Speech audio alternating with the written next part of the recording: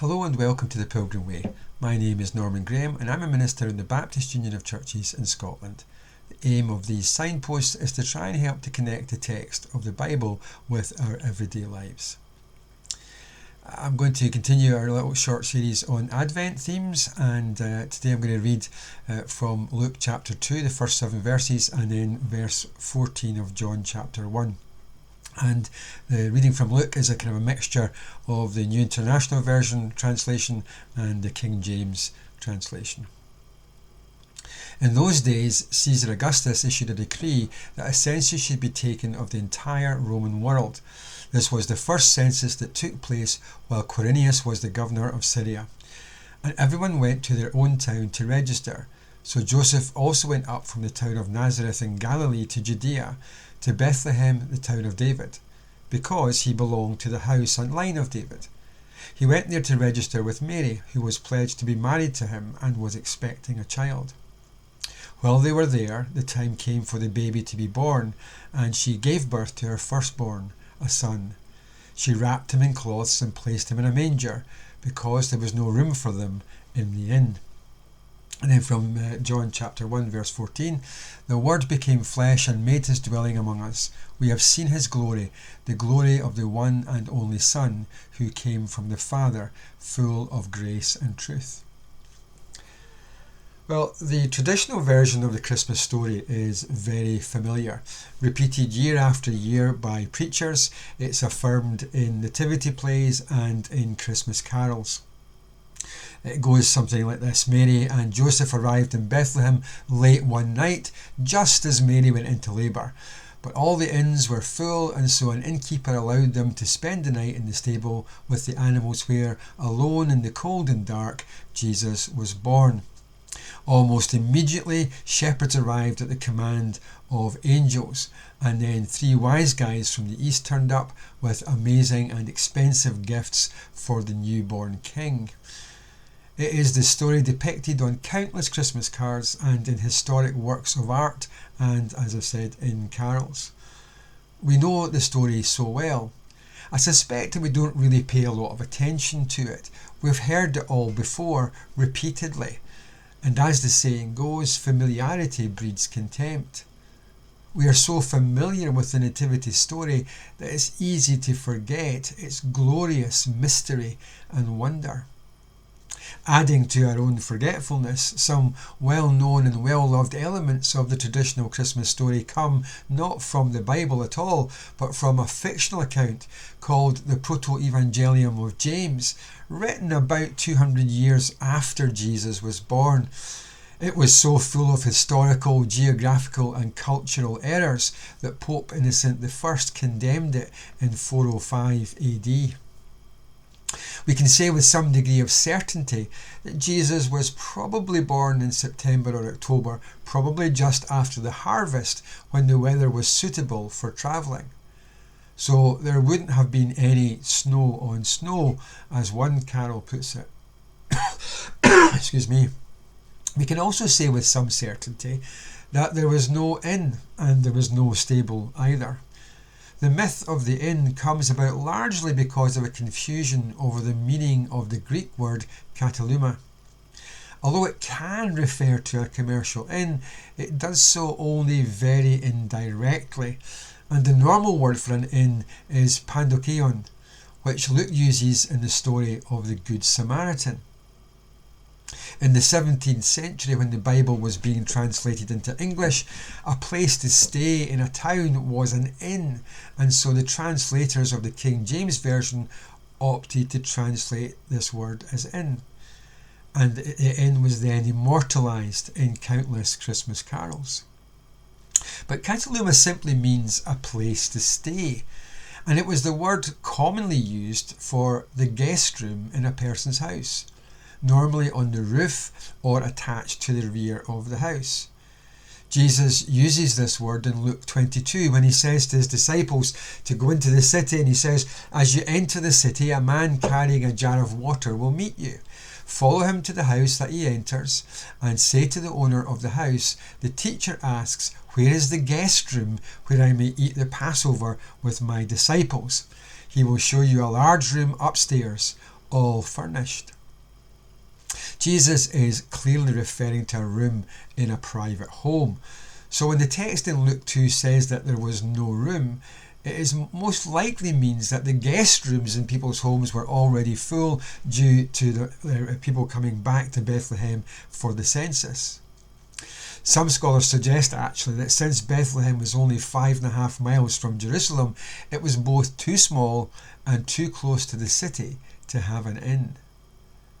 Furthermore, first century Mediterranean cultures were dominated by twin factors of shame and honour. Anything that brought shame on the family brought shame on the village. And within that culture, that would absolutely include hospitality to a traveller. All Joseph had to do was knock on a door and ask for shelter. To have refused would have brought shame on the whole village. And we should know also that Joseph was returning to his home village, the place where he'd been born and grew up. Given the cultural and social importance of hospitality, he would probably have been welcomed even by a stranger. But it's inconceivable that he had no relatives there who would have been doubly obliged to take him in. Luke also makes a point of telling us that Joseph was from the family line of King David. Now the locals referred to Bethlehem as the city of David because David was Israel's greatest king and Bethlehem's greatest son. And that heritage was a big deal. In reality, Bethlehem was just a little village of no importance, a place of no strategic or commercial value. The arrival of Joseph, a descendant of King David, in the city of David with his pregnant wife absolutely would have guaranteed that they would have been given hospitality, especially by a relative. The myth of the stable follows on from the myth of the inn because the Bible translators had already chosen to translate Kataluma as inn. And in the 17th century, well, inns had stables attached. And so although the text never mentions a stable, it was assumed because of the manger. But archaeology and the culture disprove this addition to the story. Simple village homes of the type in 1st century Bethlehem generally only had 2 rooms. Near Eastern expert Kenneth Bailey says one was exclusively for guests. That room could be attached to the end of the house or on the roof, as in the story of Elijah in 1 Kings 17. The main room was the family room where the entire family cooked, ate, slept and lived. The end of the room next to the door was either a few feet lower than the rest of the floor or blocked off with heavy timbers.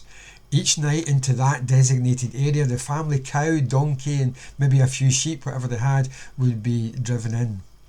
And every morning those same animals were taken out and tied up in the courtyard of the house. The family room had a slight slope in the direction of the animals to aid sweeping and washing. If any animals were hungry during the night, they could stand up and eat from the 2 mangers cut into the floor of the living room.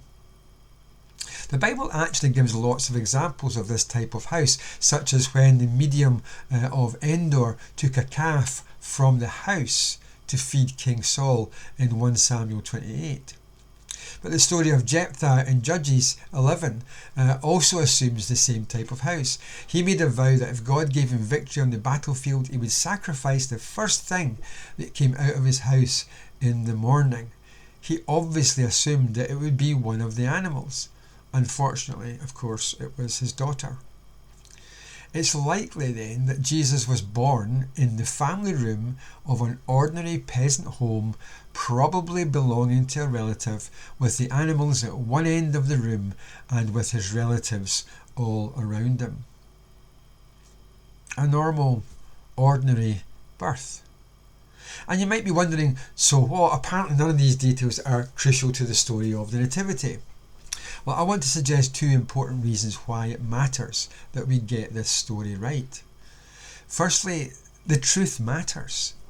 In an episode of Andor, a Star Wars spin-off, a lead character called Mon Mothma gives a speech to the Senate. A speech that sounded a warning to the entire galaxy. And it's a speech that has actually really resonated with many people living in Western democracies today.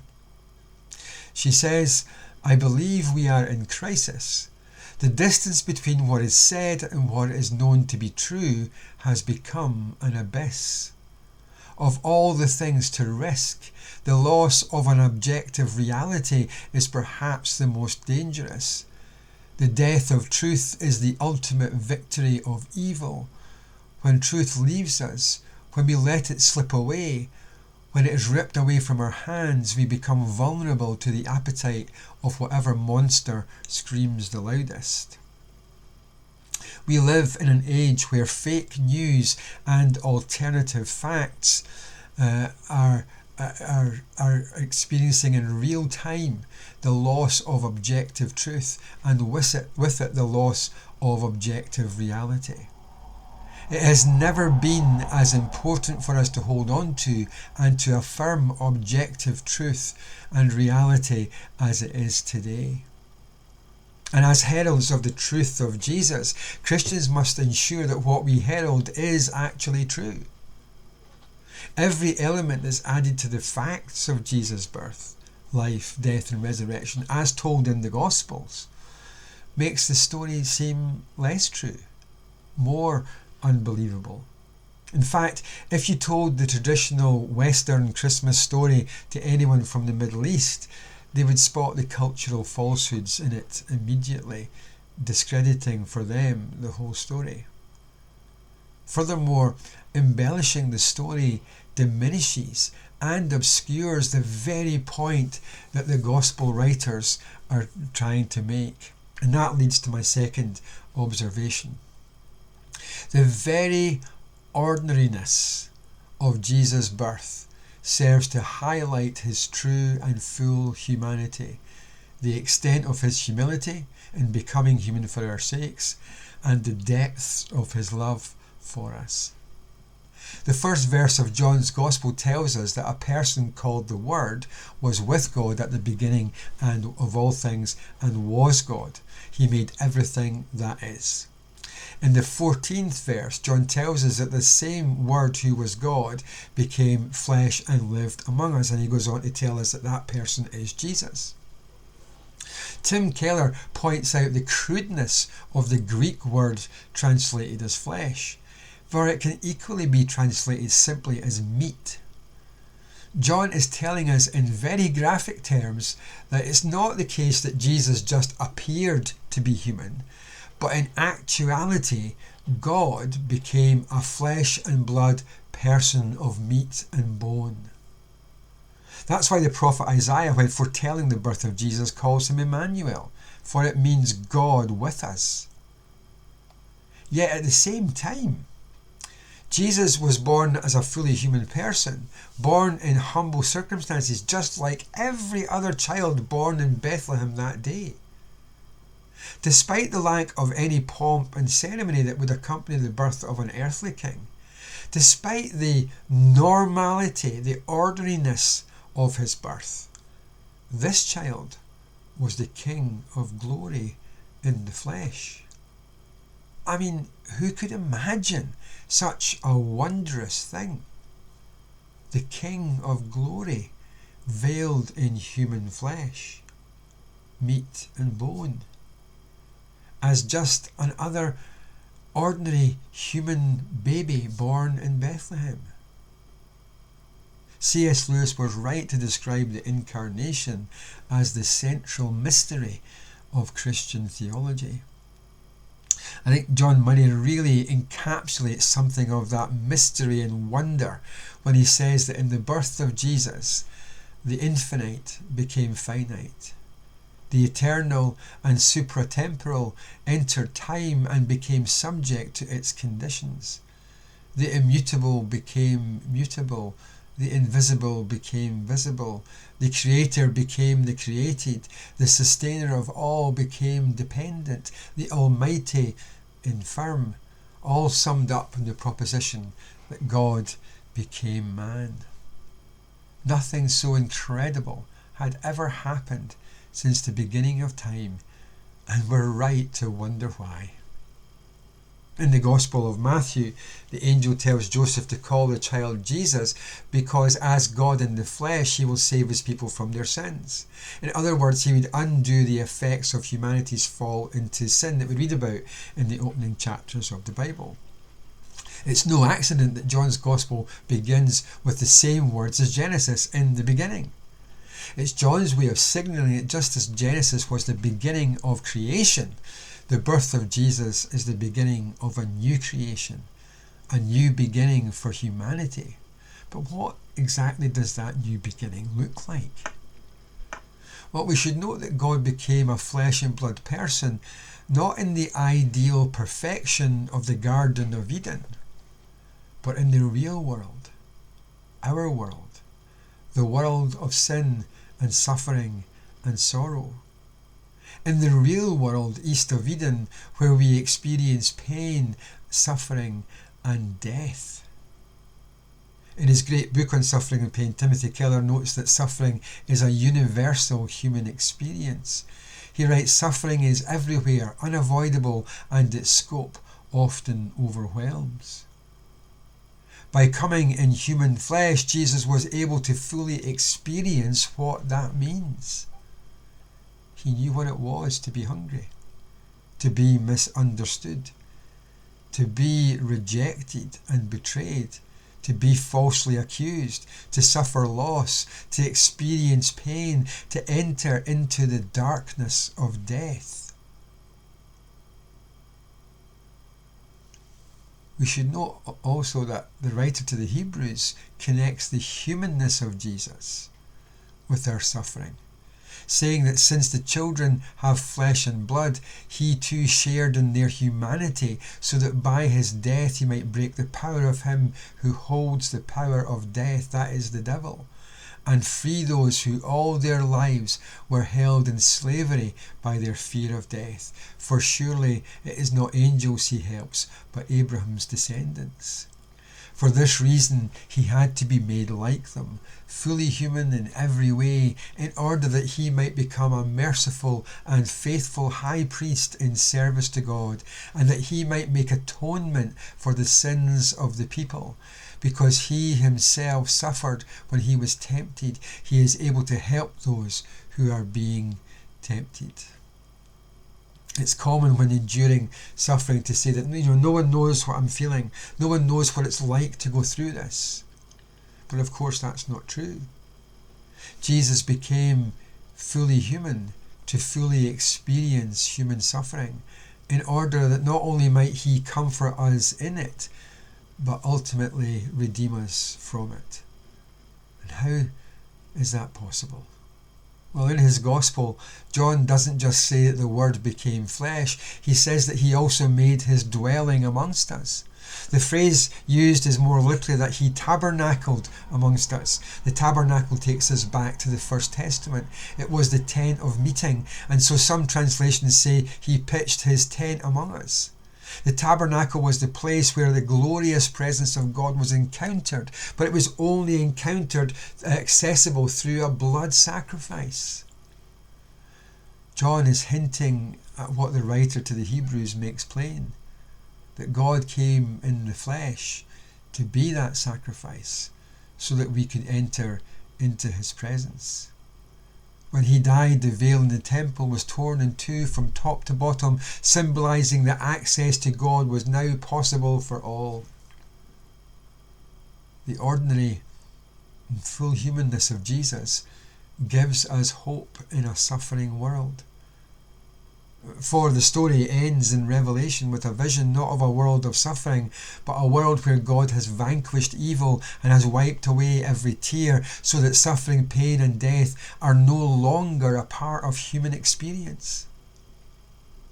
All because being human, fully, truly human in every way, even in the manner and circumstances of his birth, all because being human became part of God's experience in the person of Jesus, who suffered and died in our place. through the incarnation, God veiled in flesh. God tells us that our suffering isn't meaningless. Keller puts it well when he says that for God has purposed to defeat so exhaustively on the cross that all the ravages For God has purposed to defeat evil so exhaustively on the cross that all the ravages of evil will someday be undone, and we, despite participating in it so deeply, will be saved. God is accomplishing this not in spite of suffering, agony and loss, but through it. It is through the suffering of God that the suffering of humankind will eventually be overcome and undone. Edward Shillitoe's famous poem says it beautifully. The other gods were strong, but you were weak. They rode, but you did stumble to your throne. But to our wounds, only God's wounds can speak, and not a God has wounds, but Christ alone. Thanks for listening.